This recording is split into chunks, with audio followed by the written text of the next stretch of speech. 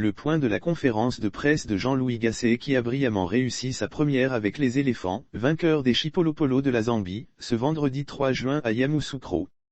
Gasset a réussi sa première sortie à la tête de l'encadrement technique des éléphants. La Côte d'Ivoire a dominé la Zambie 3-1 ce vendredi 3 juin à Yamoussoukro, lors de la première journée des éliminatoires de la CAN 2023 dans le groupe H. Le coach de 68 ans a su tirer le meilleur de ses joueurs sur ce match et a opéré des changements qui ont payé. L'entrée de Wilfried Zaha et la sortie de Sébastien Haller a en effet débloqué la situation et la Selefanto a déroulé en inscrivant ses 3 buts dans les 30 dernières minutes après une première mi-temps difficile. Ils ont fait preuve d'un très bon état d'esprit de venir en sélection malgré un handicap physique. Il y a eu un peu de déchets techniques dû à la condition physique des joueurs parce qu'on a eu 3 ou 4 jours pour se préparer et que certains joueurs étaient en vacances depuis 10 jours. Ils ont fait preuve d'un très bon état d'esprit de venir en sélection malgré un handicap physique. Quand physiquement on n'est pas au point, on a des sauts d'humeur techniques et ça s'est senti. En première mi-temps on a quand même dominé, on a eu des situations, on a touché la barre, frappe de Gradle. En deuxième mi-temps, il y a eu 5 minutes de folie où les Zambiens ont eu 3 ou 4 corners, notre gardien a fait les arrêts qu'il fallait au bon moment et après on a ouvert le score et déroulé notre jeu, a expliqué Gasset. Gasset demande de l'indulgence envers ses joueurs contre les Zambiens, les éléphants ont montré de la volonté durant tout le match.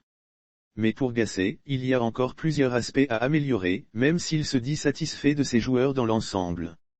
Il nous faut aborder nos matchs avec beaucoup plus de confiance, et ce sera ça mon travail. Mais sur ce match je n'ai pas trouvé notre premier quart d'heure aussi laborieux que ça.